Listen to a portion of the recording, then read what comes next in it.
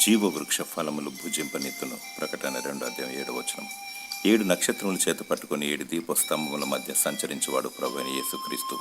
ఆయన నమ్మకమైన సాక్షి, మృతులలో నుండి ఆది సంభూతుడుగా లేచినవాడు, భూపతులకు అధిపతి, అల్ఫా ఒమేగా, వర్తమాన భూత భవిష్యత్ కాలంలో ఉండువాడు, సజీవుడైన వాడు. 7 నక్షత్రములు 7 దీపస్తంభములు అనగా 7 దూతలు మరియు 7 సంఘములు అని అర్థం. ఎఫెసీ సంఘంతో సెలవిస్తున్నాడు, జయిస్తే జీవవృక్ష ఫలములను భుజింపనిస్తానని. నీవు క్రీస్తు కలిగిన మనసును కలిగి, నీతి క్రియలు కలిగి దేవుని కొరకు కష్టపడాలి. సహనముతో దేవునికి మహిమకరంగా బ్రతకాలి. ఆత్మఫలము కలిగి నీవు చేయు ప్రతి పనిని ప్రేమతో చేయాలి. దేవుని ప్రేమించాలి, సాటి మానవుని కూడా ప్రేమించాలి. ఈ లోకములో తగిన అన్న వస్త్రాలతో ప్రభు యందు భయభక్తులు కలిగి నమ్మకముగా జీవించి త్యాగము చేసినచో, అంతం వరకు సహించినచో జీవవృక్ష ఫలములను భుజించదవు.